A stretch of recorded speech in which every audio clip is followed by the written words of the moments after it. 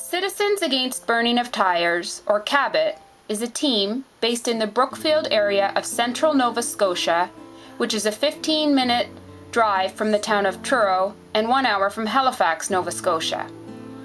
Citizens Against Burning of Tires was formed out of concern about the provincial government's intention to contract with Lafarge Brookfield to burn tires as a source of fuel in their cement kilns. Early in November of 2006, Lafarge Brookfield, the local cement-producing corporate powerhouse located 500 meters from my parents' house, had just announced their intention to burn tires as an alternative source of fuel in their cement kilns. Ironically, these were the same tires that citizens paid a special fee for when they purchased them. An environmental fee of $3.42 per tire, which was supposed to cover the environmentally sustainable disposal of the tires. While the government and Lafarge Brookfield were trying to sell this idea as green technology, the reality was that a sweet deal was emerging for Lafarge.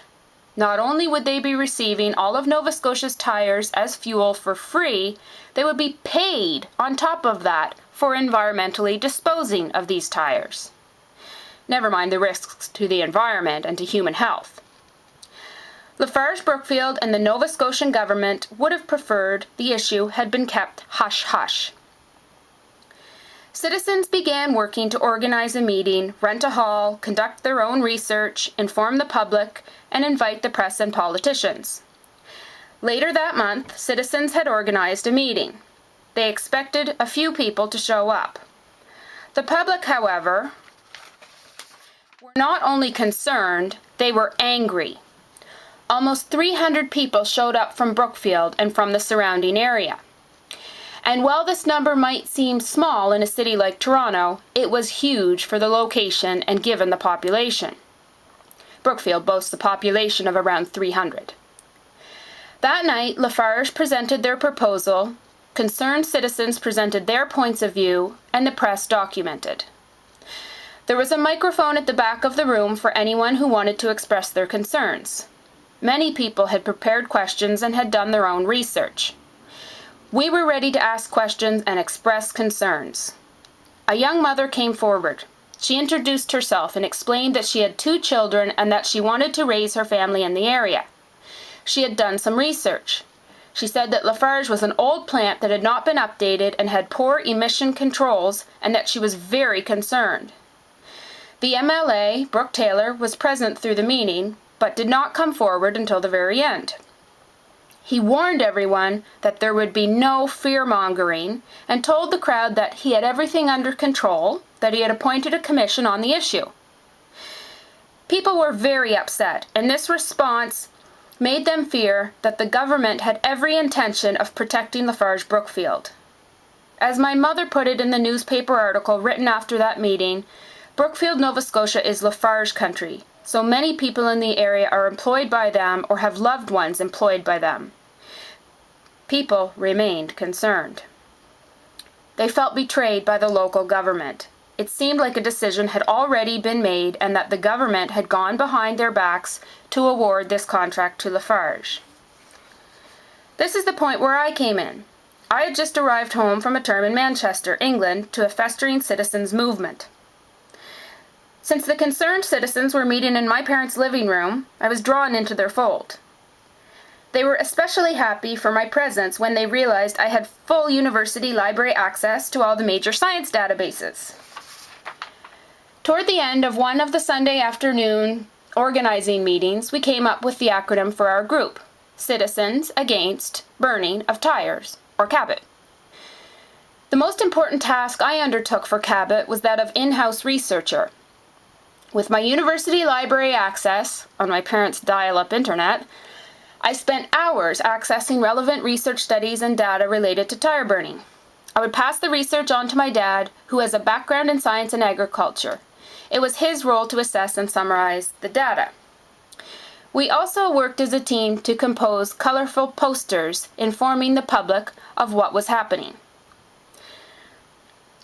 My mom shone as a frontline issue pusher and networker. While my dad and I stayed in our pajamas, sometimes until past lunchtime, researching and writing, my mom, along with other Cabot members, hit the road as a frontline networker and spokeswoman for the group.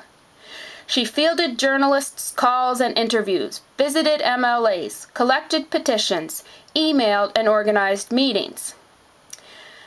Early in January of 2007, my mother, along with other key Cabot members, Fred Blois, Dawn and Emily Cameron, and others, presented a petition to the Nova Scotia legislature representing the concerns of over 2,000 Nova Scotian residents. Despite the bitter cold that winter, things for Citizens Against Burning of Tires were just heating up. By mid-January, we had spent lots of money at Staples printing off enormous anti-tire burning posters.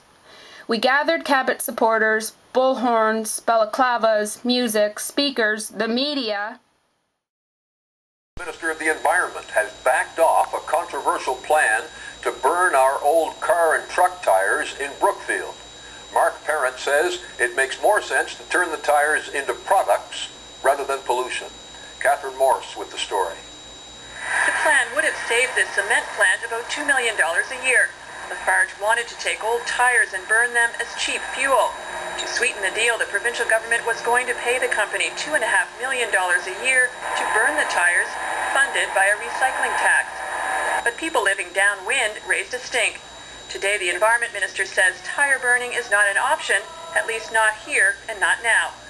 Not ruling it out in the long-term future, but there'll be no tire-drive fuel in the current situation right now.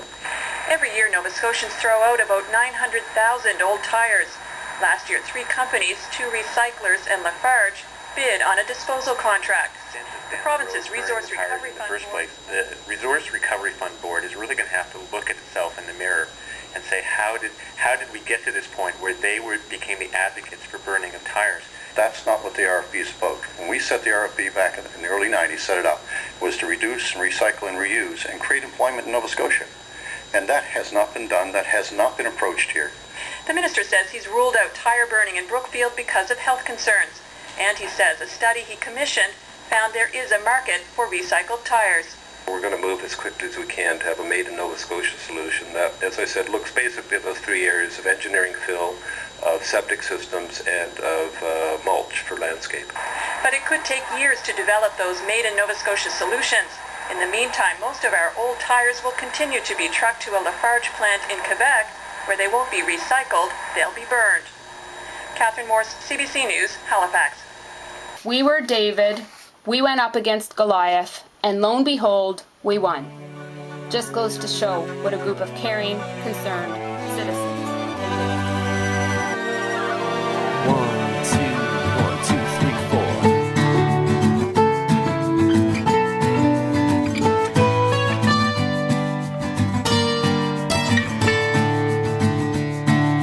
Give me more loving than I've ever had. Make it all better when I'm feeling sad. Tell me that I'm special even when I know I'm not.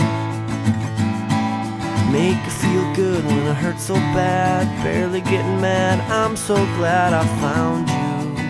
I love being around you. You make it easy. It's easy as 1, 2, 1, 2, There's 3, only 4. One thing to do. 3 words for you. I love you. There's only one way